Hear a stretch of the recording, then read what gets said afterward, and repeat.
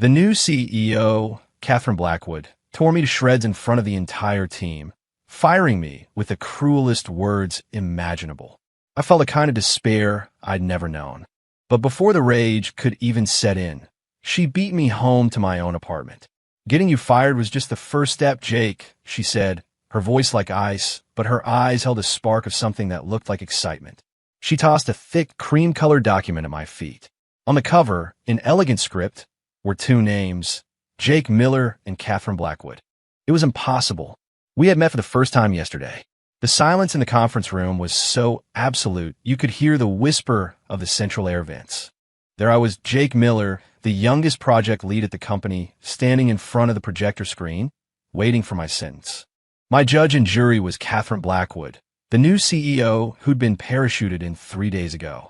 She sat at the head of the long table, a white pantsuit tailored so perfectly it seemed weaponized, radiating a chill that had nothing to do with the air conditioning. Her gaze skimmed over the PowerPoint I'd spent sleepless nights perfecting, finally landing on my face. There was no warmth in her eyes, just cold, hard assessment. "Jake, Project Apex. I've read the report." Her voice was crisp, every word seeming to crystallize in the air before hitting its mark. I stood up straighter, ready for the questions.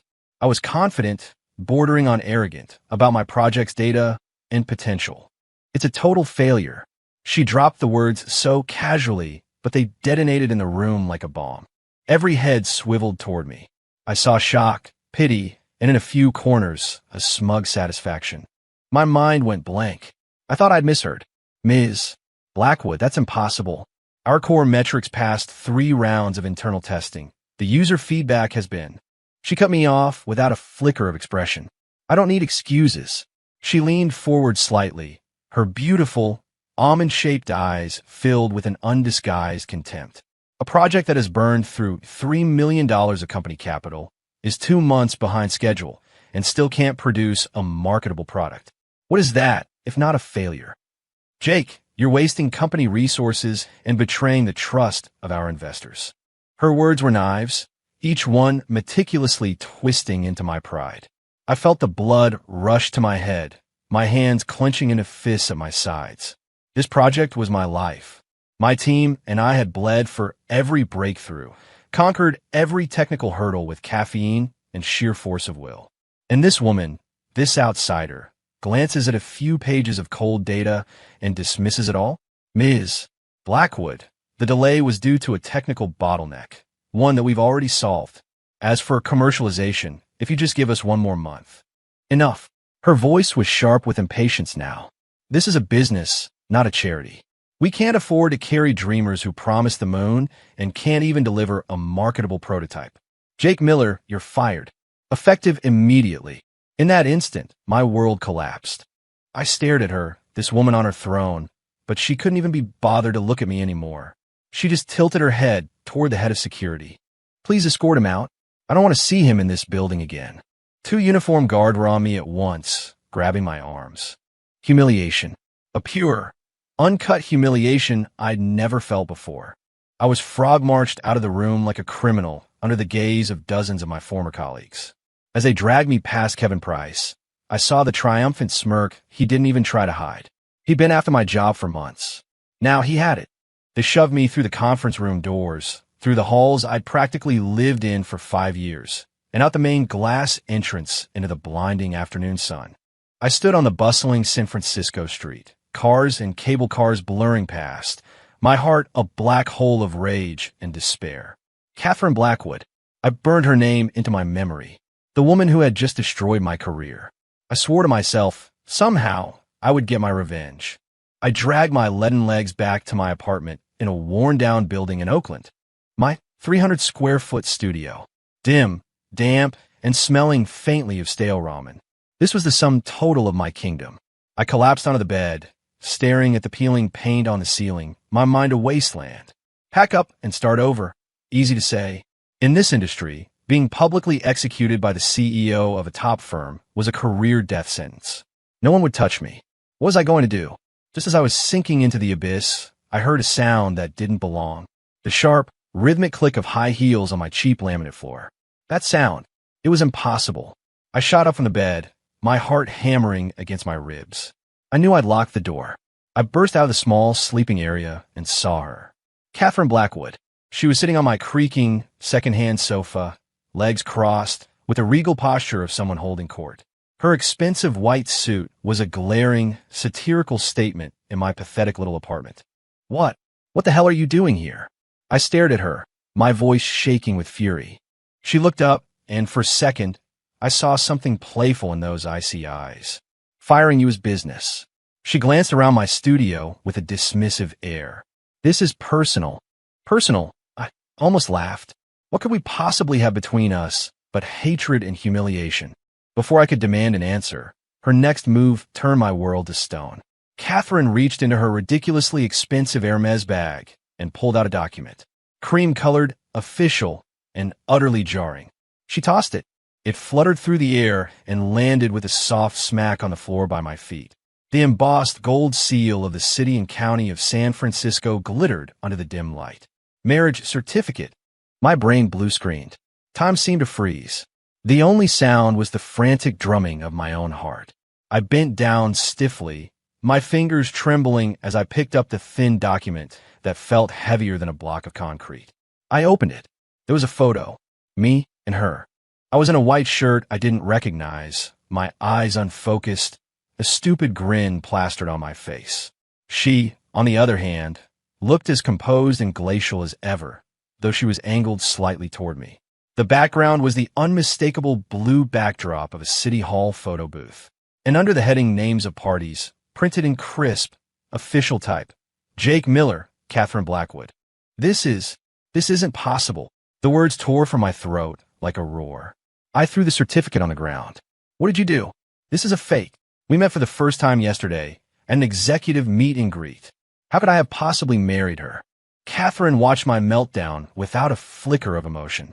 She picked up the world's best coder mug from my coffee table, inspected it with disgust, and set it back down. A fake. A small, mocking smile touched her lips. Legally speaking, Jake, you voluntarily signed your name and gave your thumbprint yesterday. We are a lawfully wedded couple. Voluntarily? I felt like I was losing my mind. I was out drinking with friends last night. I don't remember a thing after that. Correct, she nodded, admitting it without a hint of shame. You were blackout drunk. So, I needed a husband, and you happened to fit the requirements. She said it as if she were ordering a coffee. I was shaking with rage. I pointed a finger at her. You're insane. What do you want? It's simple. Catherine stood up and walked to my window, looking out at the dilapidated courtyard. Her voice was cold and clear. I'm new here. My position isn't stable. The old men on the family board gave me an ultimatum. Get married immediately. Present a stable personal life to shut down the speculation, or I lose everything I've worked for, including the CEO title. She turned back to me, her eyes sizing me up like I was a piece of inventory. I need a husband, an asset, a means to an end. And you, Jake Miller, were the best candidate I could find. An asset. The word stabbed into my heart. She publicly humiliates me, destroys my career, and now I'm supposed to be the prop she uses to secure her throne? The hell with that.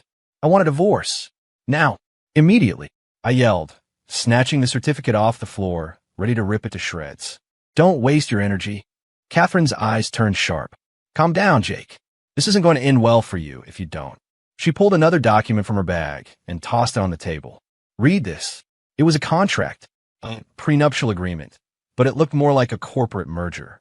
For the duration of our marriage, I can give you anything you want, she said, her voice laced with temptation, including a path back into the company to take back everything that belongs to you. I froze. Back into the company? It was the one thing I wanted more than anything. What are you talking about? I forced myself to calm down. Firing you was theater, designed for an audience, she explained. I need someone I can absolutely trust, someone who won't alarm the other power players in the company, to help me with a more discreet, more critical project. This project will determine whether or not I win this war with my family for control. She paused. A failure whom I publicly fired, brought in as a family consultant, is the safest, least suspicious way to do it. I saw it then. From the very beginning, I had walked right into her meticulously designed trap. First, drag me to hell, make me taste absolute despair, then dangle the one thing I can't refuse. What a ruthless move. I laughed, a bitter, angry sound. Catherine, what makes you think I'd ever agree to this? To be a pawn in your game? This. Her face hardened instantly. She took out her phone and played a voice memo. A slick, oily voice I recognized filled the room. Don't worry, Blackwood absolutely nuked the kid. I'll make sure he's blacklisted. No one in the valley will hire him. It was our head of HR. A chill snaked up my spine. I can bring you back, but I can also make sure you never work in this industry again, Catherine said, her voice devoid of emotion. You're a smart man, Jake. You know what the right choice is. I was silent, my fists clenched and unclenched. It was blackmail, pure and simple. But she had me.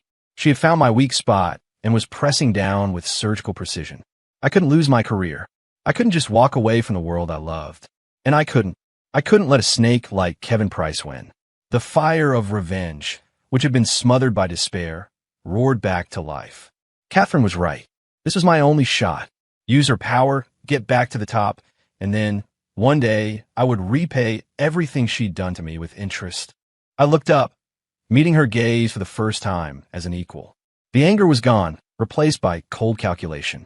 Fine, I'm in, I said, each word deliberate. But I have conditions. She seemed slightly surprised by how quickly I'd composed myself, raising an eyebrow. Go on.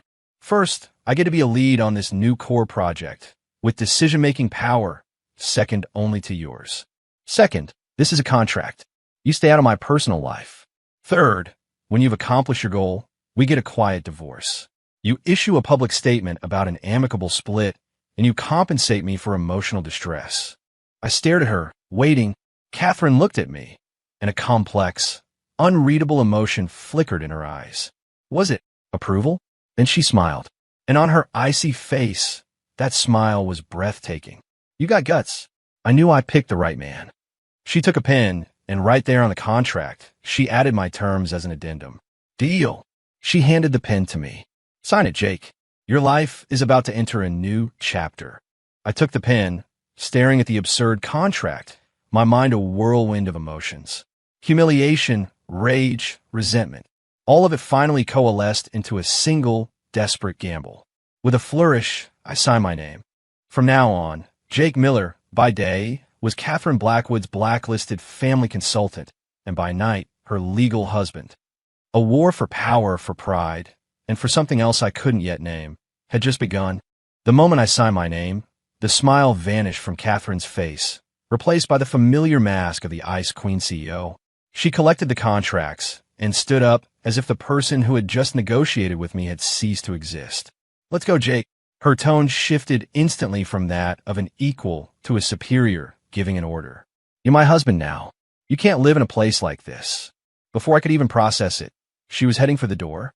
My stuff. Leave it. Throw it all out, she said without turning back, her voice dripping with disdain. I'll have new things prepared for you.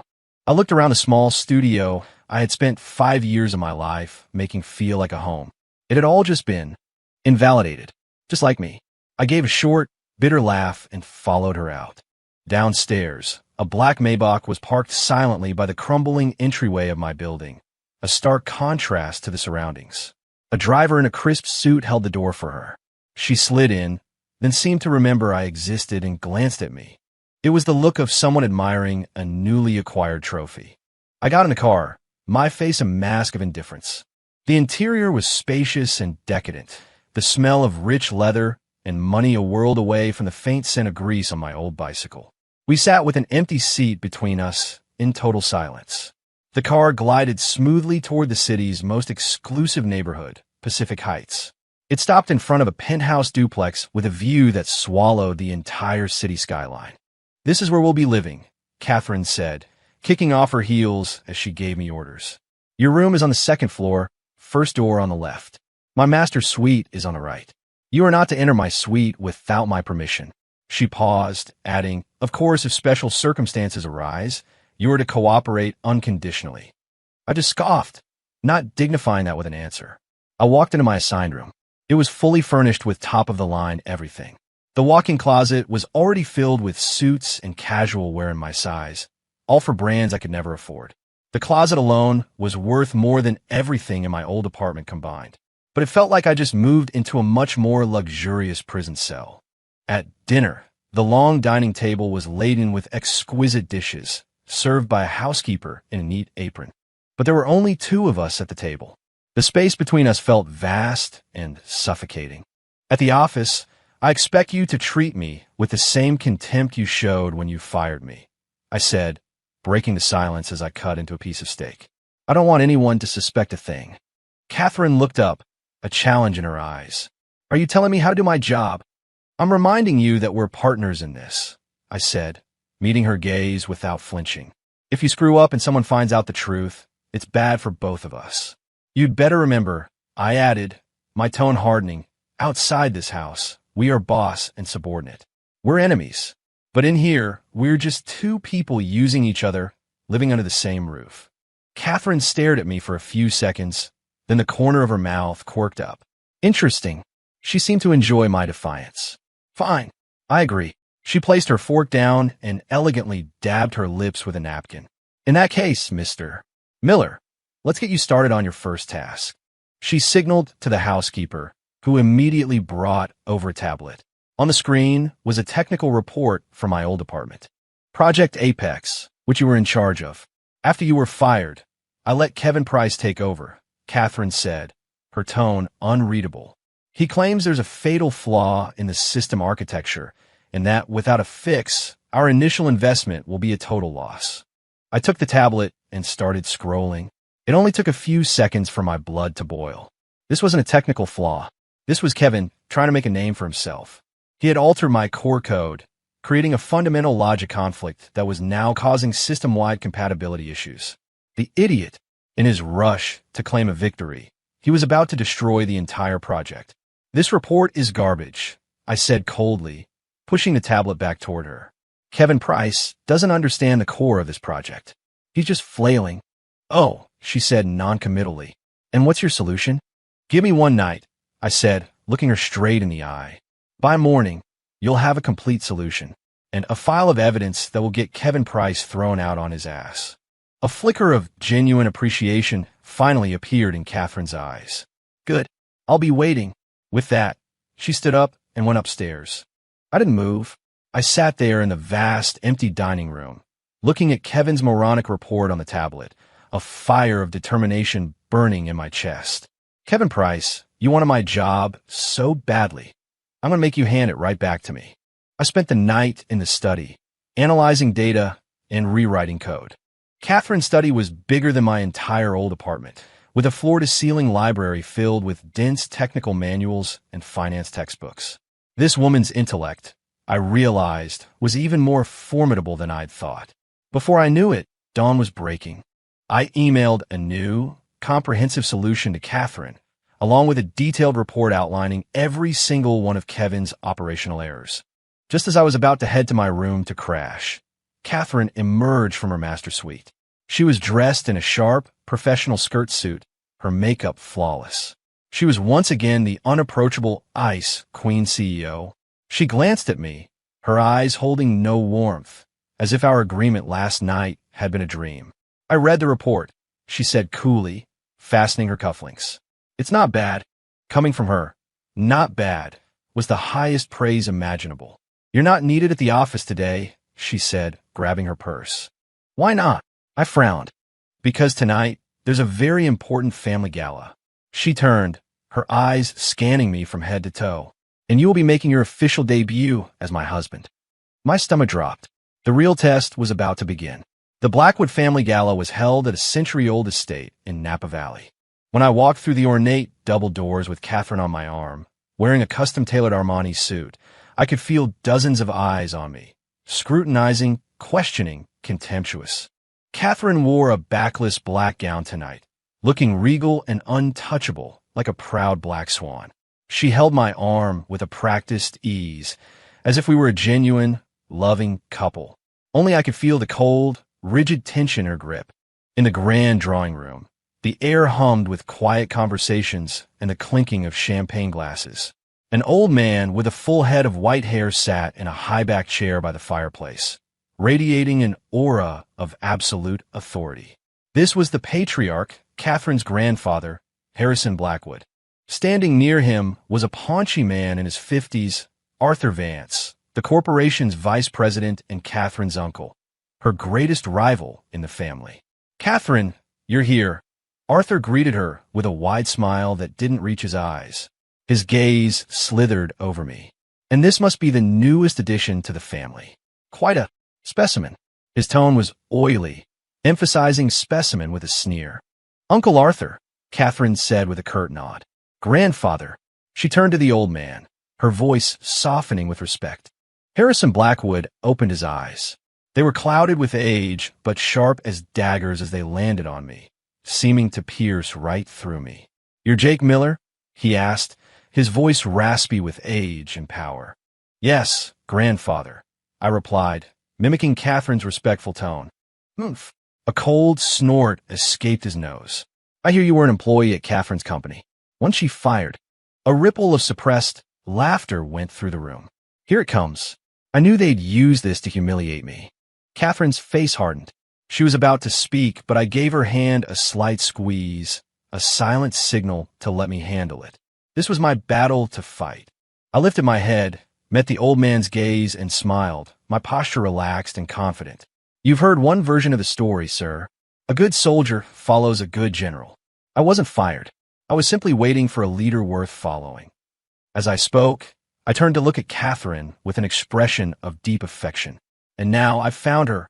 The words were smooth, a perfect parry that both elevated Catherine and defused my own embarrassment. I felt Catherine stiffen beside me, clearly surprised by my response. She glanced at me, and in those cool eyes, I saw a flicker of something new. Arthur Vance wasn't about to let me off that easily. He sauntered over, swirling a glass of whiskey. "Mr. Miller certainly has a way with words.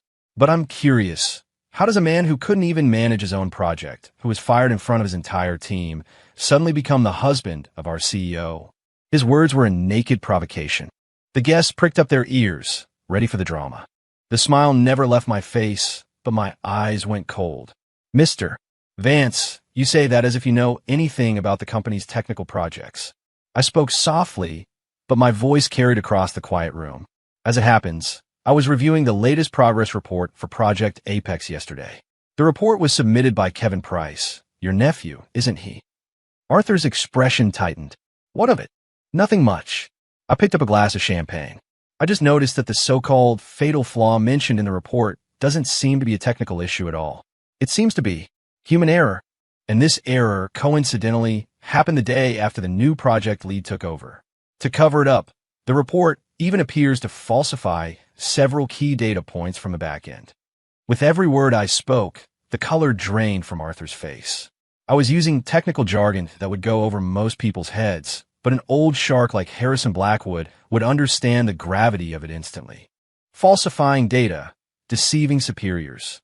That would be considered a serious breach of conduct at the company, wouldn't it? I asked, turning to the old man with an innocent smile. Sweat beaded on Arthur's forehead. He wanted to argue, but he was completely out of his depth. He didn't know the first thing about the technology. All he could do was bluster. You're lying. You were fired. Why do you have to see confidential company reports?" "Oh, I don't have the right." I feigned surprise and looked at Catherine. "Honey, is that true?" The word honey rolled off my tongue, natural and intimate. Catherine froze for a split second, but her recovery was flawless. She tightened her grip on my arm, a warm, indulgent smile gracing her lips. "Of course my husband has the right," she said, her gaze sweeping over Arthur with cold dismissal. "He's my husband. He can look at any company project he wants." Besides, her tone shifted as she addressed her grandfather. "Harrison, Jake was the original lead on Project Apex. No one knows it better than him. I trust his judgment implicitly." Trapped by our united front, Arthur was left speechless, his face turning a blotchy red in his public humiliation. Harrison Blackwood's sharp eyes darted back and forth between us, as if seeing me, the asset, for the first time. Finally, he spoke slowly. "Very well. Catherine, I want you to investigate this. If what Mr. Miller says is true, the company will show no mercy." "Yes, grandfather," Catherine replied dutifully. The crisis had been averted, deflected with a casual, confident stroke. I could feel the gazes around us shift from contempt to a grudging respect and a little fear. After the gala, Catherine and I maintained our charade of intimacy as we said our goodbyes. The moment the car door closed, she dropped my arm and her face returned to its icy default. "Don't get cocky, Jake," she warned in a low voice. "You got lucky tonight. It won't be so easy next time." "Oh, I don't know," I said, leaning back against the leather seat and watching the city lights blur past. "I think I'm looking forward to next time." She didn't reply. The temperature in the car dropped back to freezing.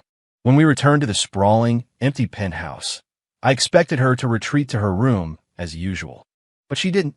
She took off her heels and walked barefoot to the floor-to-ceiling windows, her back to me, looking out at the glittering expanse of the city. Then I saw her raise a hand and wearily massage her temples.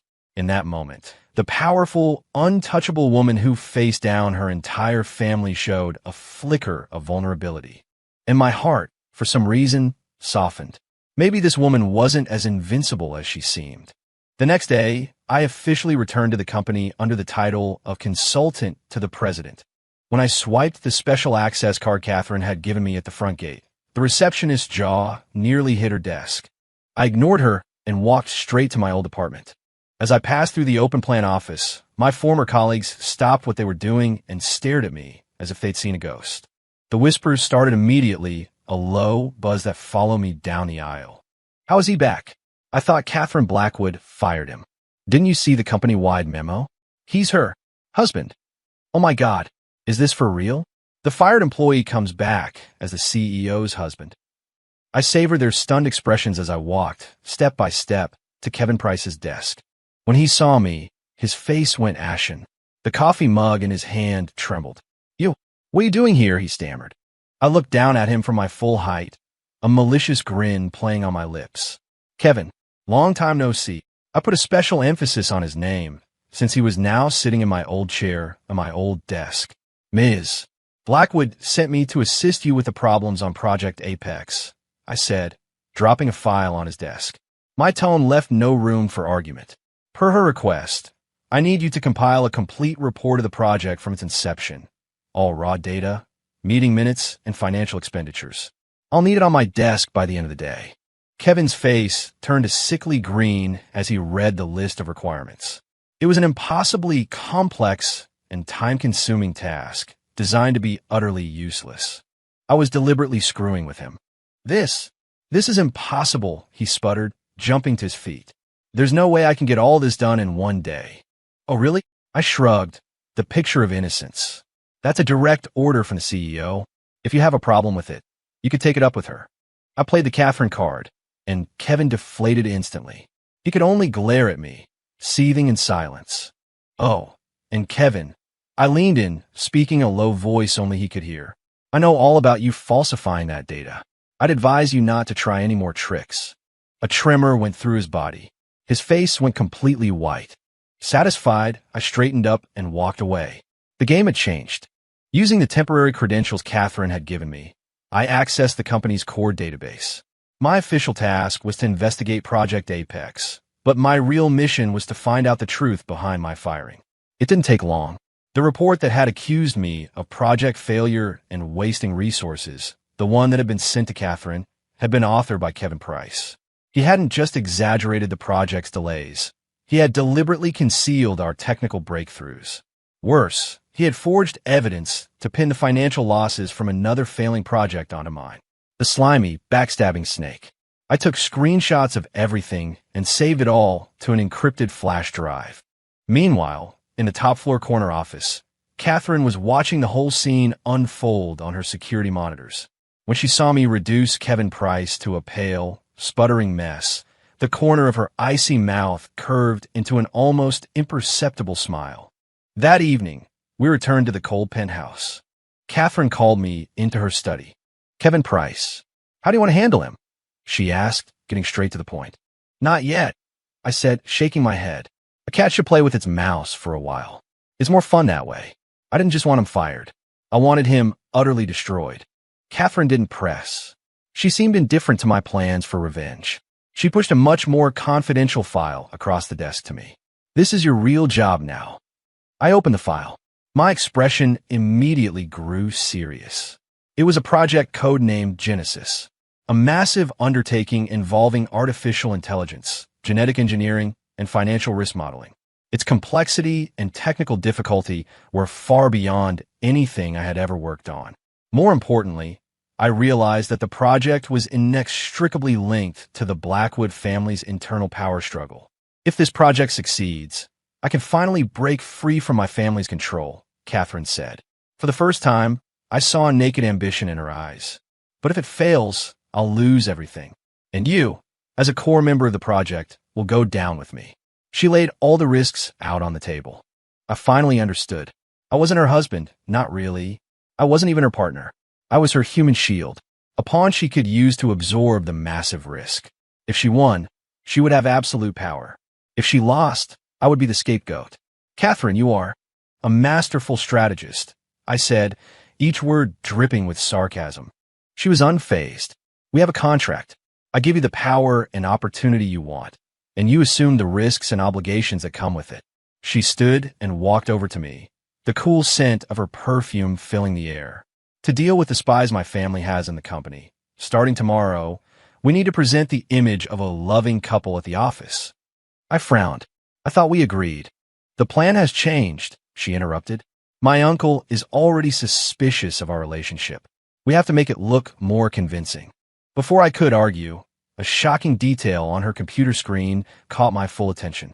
Her secure laptop was still on, and in the corner of the screen was a minimized file window.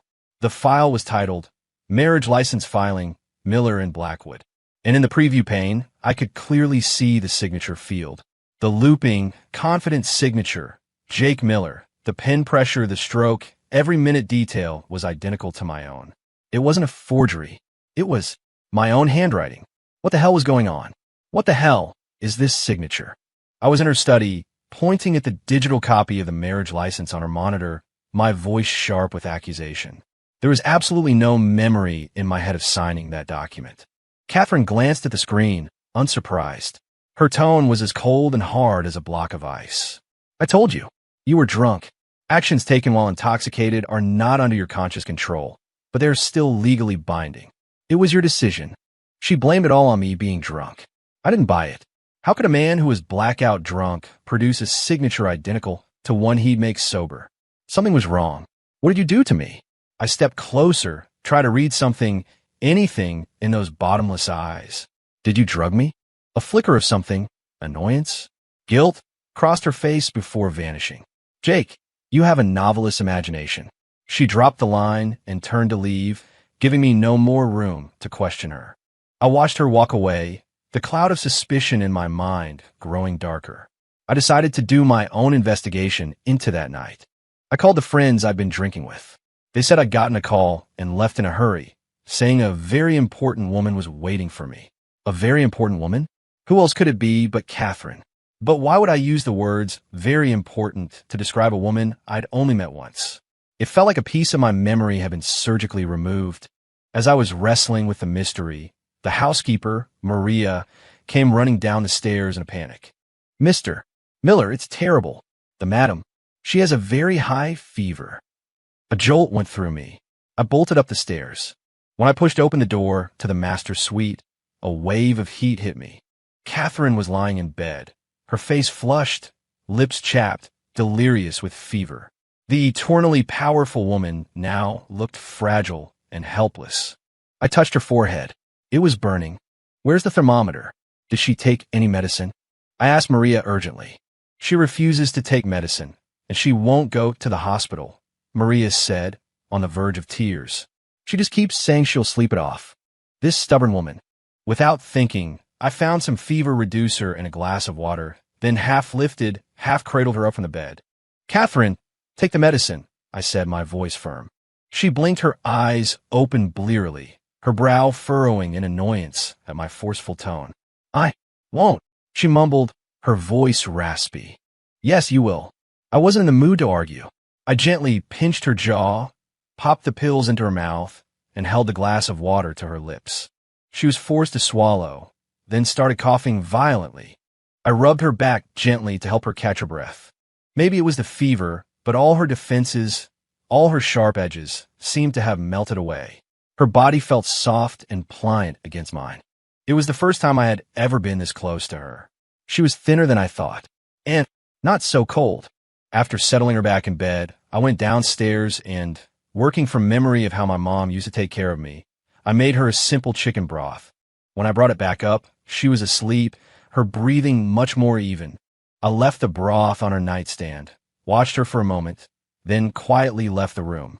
The next morning, as I was eating breakfast in the dining room, Catherine came downstairs. Her fever had broken. She was wearing a simple silk robe, her face still pale, but her eyes had regained their usual cool composure. She glanced at the breakfast on the table, then at me, and said nothing as she walked to the espresso machine. Just then, the doorbell rang. Maria opened it to reveal a sharp, astute-looking woman in her 40s, wearing thin-rimmed glasses. "Madam, Mr. Blackwood sent me to check in on you and Mr. Miller," she said with a smile that didn't quite reach her eyes. It was her grandfather's personal secretary. This was a surprise inspection. Catherine's expression changed in a flash. She moved quickly to my side and whispered urgently, "Play along." The next second, right in front of the secretary, she wrapped her arms around my waist and rested her head on my shoulder. "Honey, I'm still a little dizzy." Her voice was soft, with a hint of a whine I had never heard before. My entire body went rigid. The warmth of her body, the soft press of her cheek against my shoulder, the faint, clean scent of her hair. My heart, in that instant, completely lost its rhythm. I could feel her own heart beating just as fast against my chest. We were both acting, but for a moment, it felt terrifyingly real. Instinctively, I raised my hand and wrapped it around her shoulders, patting her back gently. "It's okay. I'm here," I heard myself say, my own voice sounding impossibly gentle. The secretary stood a few feet away, her professional smile unwavering, but her eyes, behind those lenses, were taking in every detail. "It seems the Madam and Mr. Miller are getting along wonderfully. That will put Mr. Blackwood's mind at ease," she said. "He was worried you might be giving Mr. Miller a hard time." "Of course not," Catherine said, lifting her head from my shoulder, a happy flush on her cheeks. "I adore my husband." Then she stood on her toes and planted a soft, quick kiss on my cheek. The touch was electric. My cheek burned as if it had been branded. The secretary made a few more pleasantries and then took her leave. The moment the front door clicked shut, Catherine sprang away from me as if she'd been electrocuted, her cold mask snapping back into place. The atmosphere in the living room became instantly, painfully awkward. "Thank you for your cooperation," she said, smoothing down her robe, her eyes darting everywhere but at me. "Just part of the contract," I said, feigning calm as I took a long drink of milk to cover my own confusion. But my mind was anything but calm. I was starting to realize that this woman wasn't heartless. Her arrogance, her coldness. It was all just armor, and I felt like, just for a moment, I had seen a crack in it. Just then, my phone rang. It was a colleague from the project team. "Jake, bad news. Mr. Vance, Arthur Vance, brought security and locked down the Genesis project servers. He's citing a security audit." My blood ran cold. Arthur Vance was done playing games. He was coming after us directly. I looked at Catherine. She had obviously overheard the call. A dangerous light glinted in her eyes. It seems some people have a death wish. She picked up her phone and dialed. "Get legal and security down to the Genesis lab. Now, if anyone so much as touches one of our servers, have him arrested for theft of corporate secrets." Her voice was pure, unadulterated authority. In that moment, I knew our fates were now completely intertwined. Her victory was my victory. I took a deep breath and pulled the encrypted flash drive, the one with all of Kevin's crimes on it, from my pocket. "Catherine, it's time for the kill shot." Catherine looked at the flash drive in my hand, a flicker of approval in her eyes. "Faster than I expected," she said, taking it and plugging it into her laptop. On it was the complete chain of evidence I had compiled. Kevin Price's data falsification, the embezzled project funds, the malicious slander. Everything. Any one of these charges was enough to send him to prison. "What's your move?" she asked me. "I want an emergency executive meeting."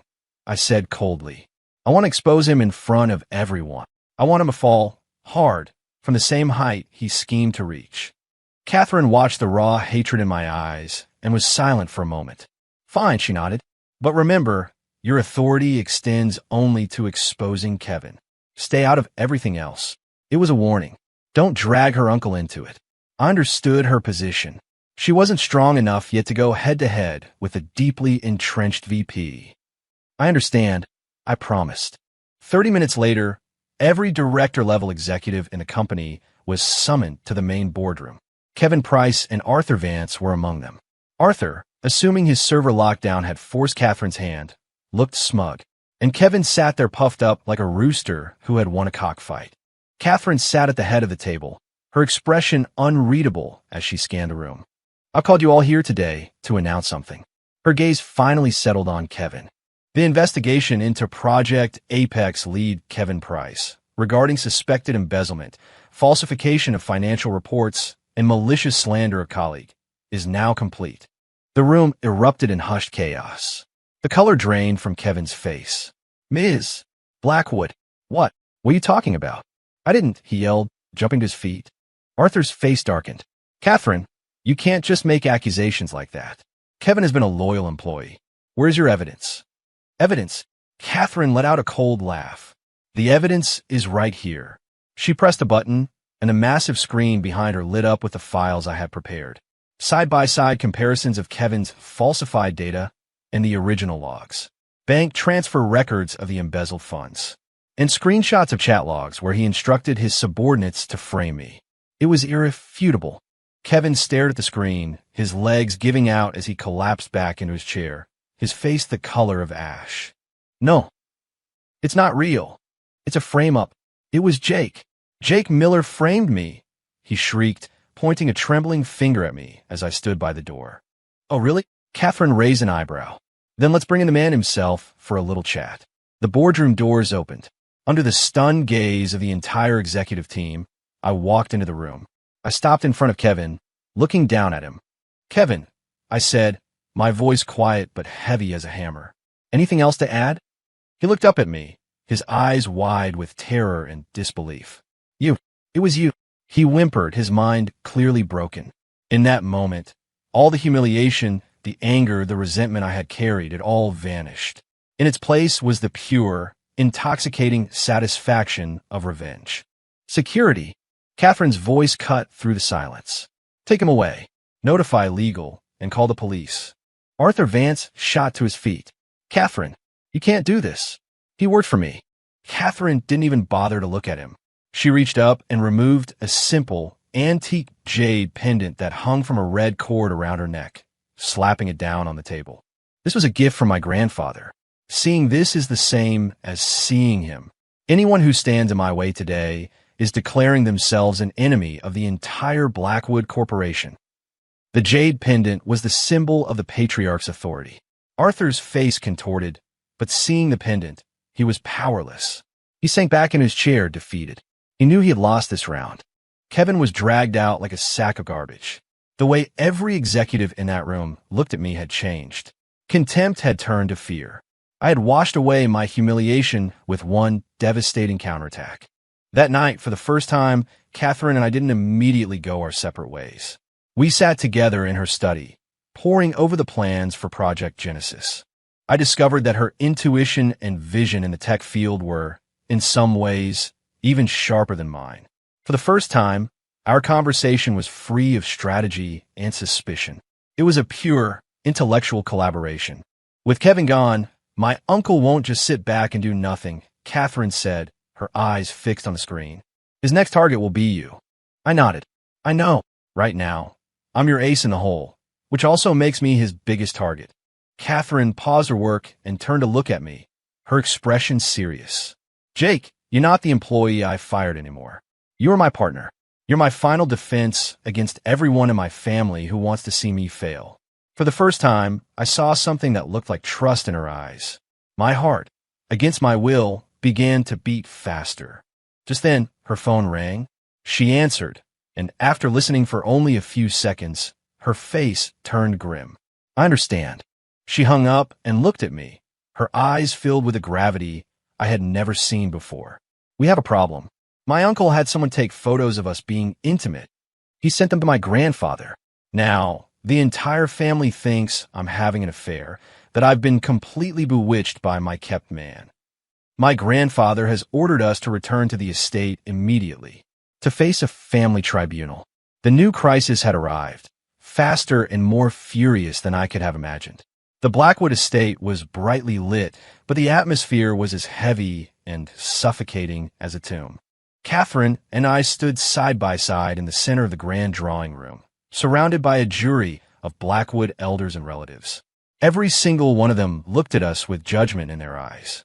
In the main chair, Harrison Blackwood sat with his eyes closed, rolling a string of prayer beads through his fingers, saying nothing.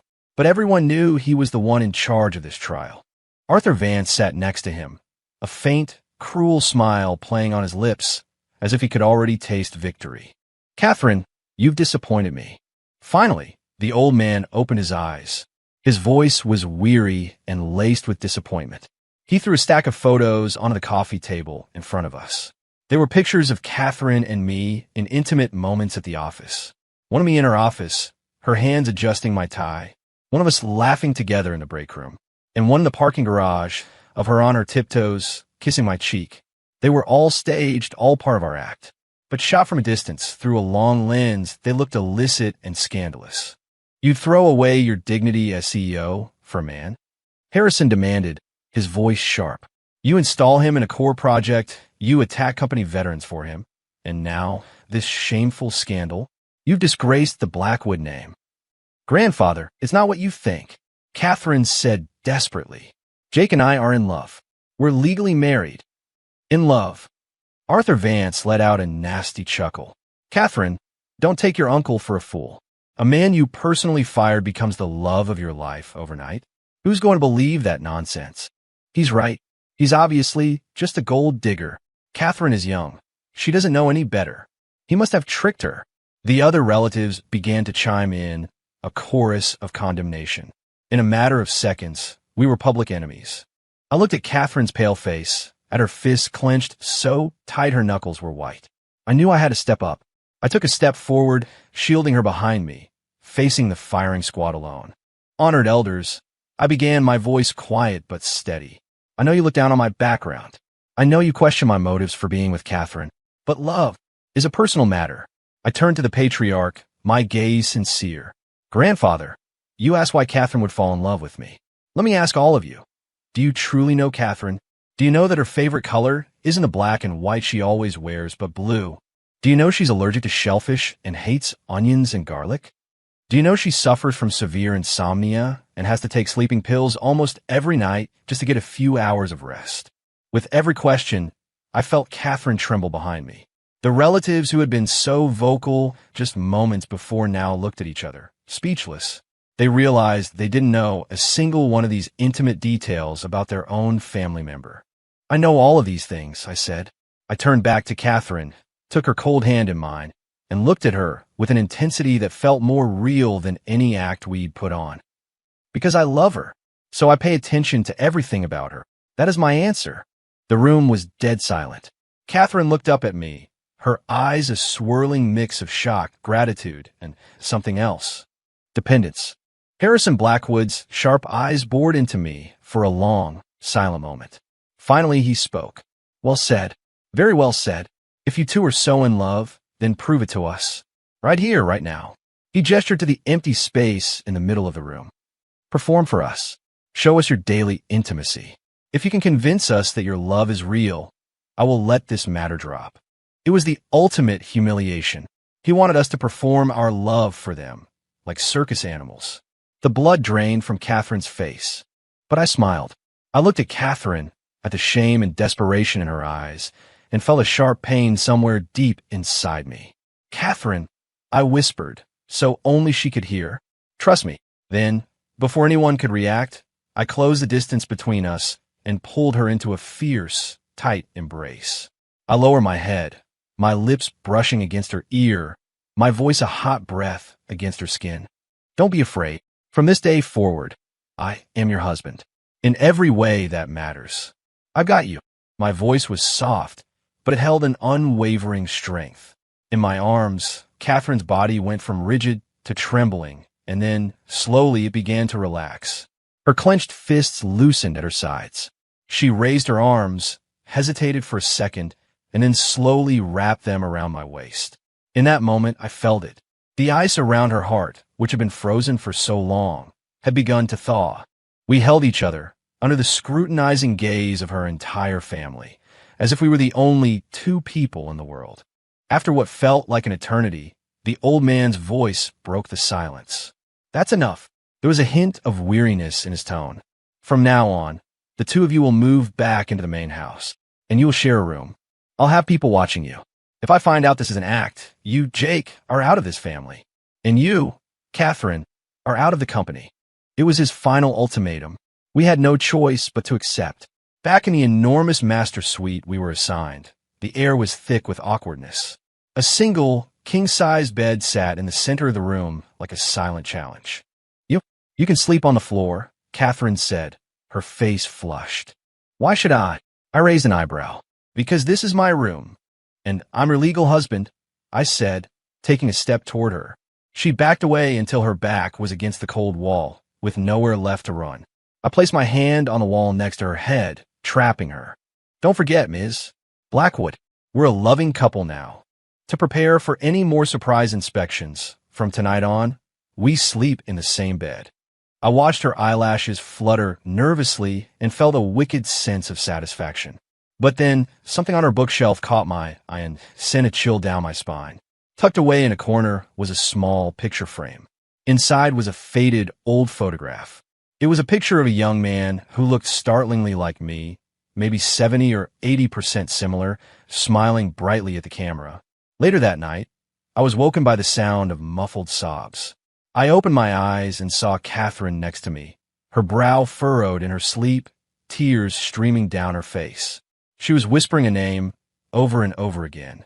"Aiden, Aiden, come back." Aiden, that wasn't my name. The name Aiden lodged itself in my mind like a thorn. Who was he? Why was Catherine calling his name in her dreams? And why did he look so much like me? Using my access on the Genesis project, I started to secretly investigate him. It didn't take long to find his file. Aiden Vance. 3 years ago, he was a star engineer in the company's tech division, a recognized genius. But he was fired and blacklisted from the entire industry for allegedly leaking corporate secrets. He had vanished without a trace. And the person who led the investigation and fired him was a young, up-and-coming executive, Catherine Blackwood. The case file was heavily encrypted, but I managed to break through. When I read what was inside, I was stunned. 3 years ago, a core technology project was on the verge of a major breakthrough when its data was stolen, causing catastrophic losses for the company. All the evidence pointed to the project's lead engineer, Aiden Vance. But at the very end of the file, there was a supplemental report that had never been made public. It showed that the real leaker was a mole planted in the project by Arthur Vance. Aiden was just a fall guy. And Catherine had known the truth all along. But back then, she was powerless against her uncle. The only thing she could do was use the seemingly cruel tools of firing and blacklisting to get Aiden out of the family's crosshairs, to get him away from the danger. She had played the villain to save him. And now, what she had done to me was almost an exact copy of the same playbook. Public humiliation, a brutal firing, branding me a failure. It wasn't to shame me. It was to protect me, to keep me off the radar of the sharks in her family, to stop me from becoming another Aiden. I printed out the report and stormed into her study. What the hell is all this? I slammed the papers down on her desk, my eyes bloodshot with rage. You didn't fire me to make me a family consultant. You were trying to protect me, weren't you? You've been using me as a stand-in for him, for Aiden, haven't you? Catherine looked at the report on her desk, and her face went deathly pale. She knew her biggest secret was out. You spied on me? Her voice trembled with fury. Answer me, I roared. We had the most vicious fight of our entire relationship. Finally, under my relentless questioning, she broke down and admitted everything. Aiden had been her mentor in college, the only person she had ever truly looked up to and trusted. 3 years ago, she had been forced to watch as he was devoured by her family's political games, and she could do nothing to stop it. It became the wound that never healed. For 3 years, the Blackwoods had been secretly searching for Aiden because he had taken a piece of the original source code with him, something Arthur Vance desperately wanted. And then I came along. My talent, my ambition, even my face. She saw Aiden's ghost in me. That's why, the moment I started to distinguish myself at the company, she used the most extreme method possible to take me off the board. I couldn't watch it happen a second time. She whispered, her voice choked with pain and exhaustion. I looked at her pale face, at the sorrow in her eyes, and the anger in my heart slowly gave way to an overwhelming ache of protectiveness. This woman, how much had she been carrying, all by herself? I'm ending the contract, I said, my voice hoarse. I'm not a substitute for anyone. I'm done with your family's drama. I was furious that she had manipulated my life, but even more humiliated that I had been cast as another man's understudy. No, she refused instantly. Do you really think you could just walk away now? She laughed, a bitter, self-mocking sound. Jake, our relationship was never as simple as a contract. She opened her safe and took out another file. Look at this. It was a power of attorney, an agreement that modeled my unique coding style and all my intellectual property, legally authorizing her to use it. And in the signature line was that same, perfect Jake Miller. The date of signature was the day we got married. The day we got the license. You were drunk, but a part of your consciousness was still lucid, Catherine explained calmly. I used advanced biometric scanning to model your fingerprints and signature. While you were still legally capable of consent, I had you verbally confirm and sign this authorization. So, you see, Jake, we are a true married couple. Not just in name, but in a binding union of assets and fate. You can't leave. I stared at the document, feeling like a fly caught in a spider's web. The more I struggled, the tighter the strands became. This woman had laid an inescapable trap for me from the very beginning. I gave up on the idea of leaving because I realized I was already caught in a different kind of trap, an emotional one. It wasn't pity. It wasn't sympathy. It was love. I had fallen in love with the woman who used me as a pawn, who manipulated and schemed against me, but who was also, in her own broken way, trying to protect me. Just as our relationship reached this fragile, new understanding, a greater crisis loomed. Arthur Vance had found him. He had found the real Aiden Vance, who had been missing for 3 years. He was bringing Aiden back to set the record straight on the leak, to pin the entire conspiracy on Catherine. He was about to use the sharpest knife he could find to destroy her completely. The moment she got the news, Catherine swayed on her feet, nearly collapsing. I caught her. I saw the raw terror in her eyes, a fear I'd never seen before, and I pulled her into a tight embrace. Catherine, don't be afraid. I looked her straight in the eye and made a solemn promise. You are not in this alone. From now on, I am not Aiden's replacement. I am your husband. This Aiden problem, I'll handle it. For the first time, we were truly on the same side. United, we prepared to face the final battle. Aiden Vance came back in a blaze of glory. He held a press conference, and in front of the entire world, he gave a tearful, impassioned speech accusing Catherine Blackwood of using her power to crush him. He claimed she had framed him for leaking secrets, all to eliminate a rival technical genius, ruining his life and forcing him into exile for 3 years. The media exploded. The narrative was set. Catherine was the villain. The serpent climbing the corporate ladder on lies. Tech's biggest bully. The vicious headlines were everywhere. The company's stock plummeted. The Blackwood family elders descended on her again, demanding she step down as CEO to quell the scandal. And I, as the kept husband, was caught in the crossfire. Everyone saw me as the new puppet, the replacement tool for the discarded Aiden. It felt like the whole world had turned against us. Catherine locked herself in her study and didn't come out for a full day. I knew she was terrified. Aiden was her deepest wound, and now it had been ripped open for public spectacle. I didn't bother her. I just quietly sharpened my own weapons for the war to come. The next day, the Blackwood Corporation held an emergency board meeting. Every director, major shareholder, and family member was present. Arthur Vance had invited Aiden to attend as the victim. Aiden sat there in a sharp suit, his face a mask of noble suffering, playing the part of the wronged hero perfectly. Members of the board, esteemed family, Arthur began the attack. The situation is clear. Catherine Blackwood, for her own selfish gain, has driven away top talent and caused immeasurable damage to this company. I move for her immediate removal as CEO. I also propose that Mr. Aiden Vance be reinstated as Chief Technical Advisor to help us recover from the damage she has done. I agree. Seconded. We shareholders demand accountability. The room was a tinderbox of outrage. Catherine sat at the head of the table, pale and silent. Just as Arthur was savoring his victory, the boardroom doors opened. I walked in. I object. I walked to Catherine's side and took her hand, which was trembling and ice-cold, under the table. Who the hell do you think you are? You have no voice here, Arthur sneered. Who am I? I smiled. I am Catherine Blackwood's husband, the legal spouse of this corporation's CEO. According to company bylaws, in the event the CEO is unable to perform her duties, I have the right to act as her proxy. Furthermore, my tone sharpened, my eyes locking on Aiden. I'm the current head of Project Genesis. I'd like to ask Mr. Vance, our resident technical genius, if he could even comprehend the first line of code for Genesis. Aiden's confident expression faltered.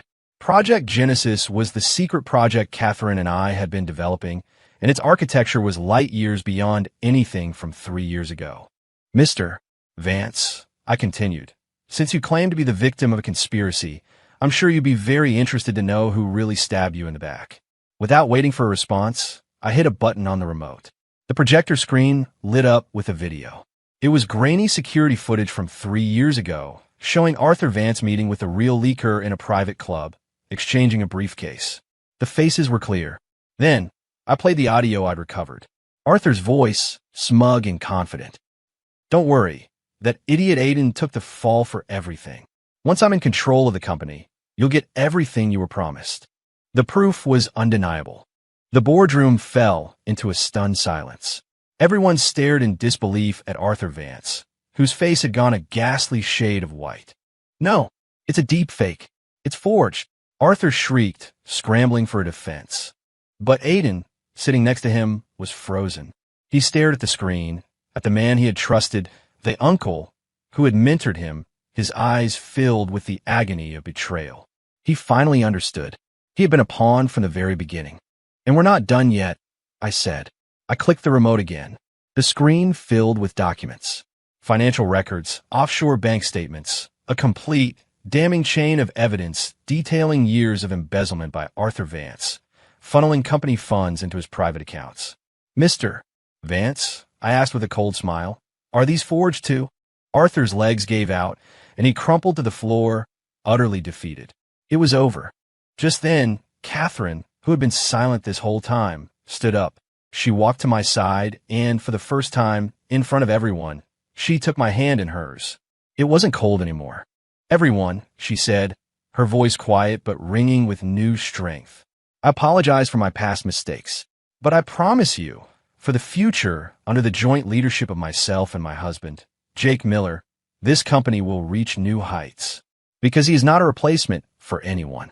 She turned and looked at me, her eyes full of a trust and love that I had never seen before. He is my husband. He is the one and only partner I will ever need.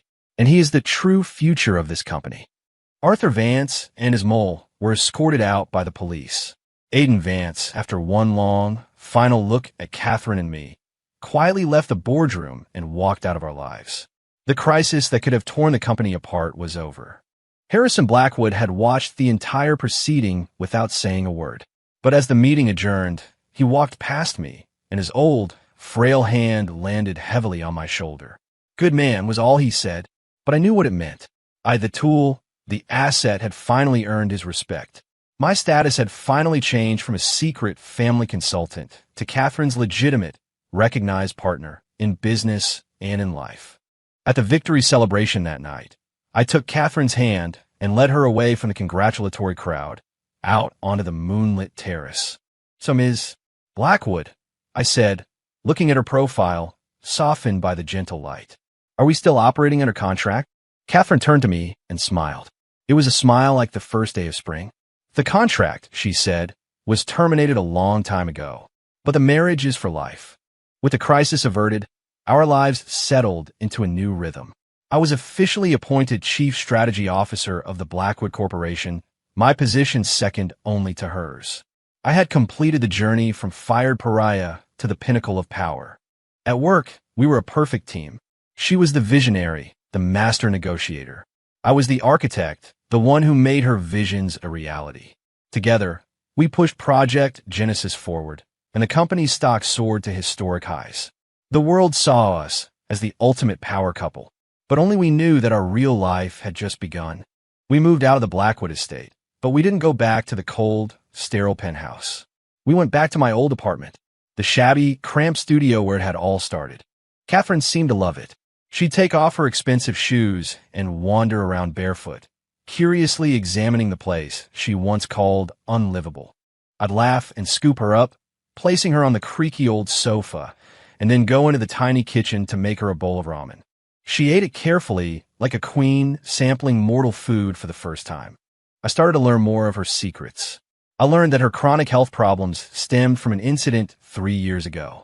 To protect the core data from the old Apex project, Arthur had her cornered, threatened, and hurt.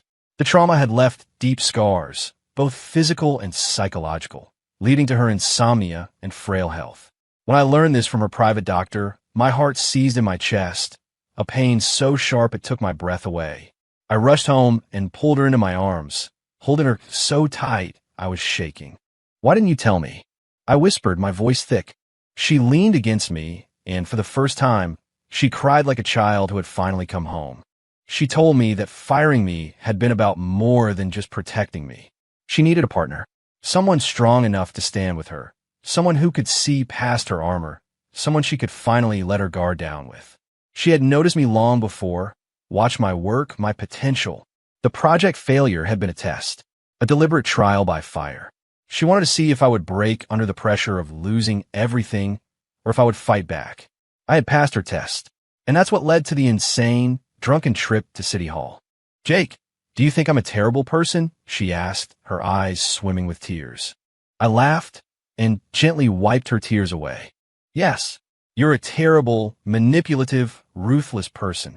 But," I said, lowering my head and kissing her softly, "I am perfectly happy to be manipulated by you for the rest of my life.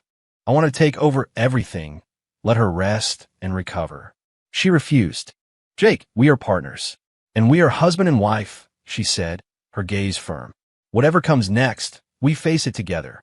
I looked at the unwavering resolve in her eyes and felt a profound sense of being needed, of being loved.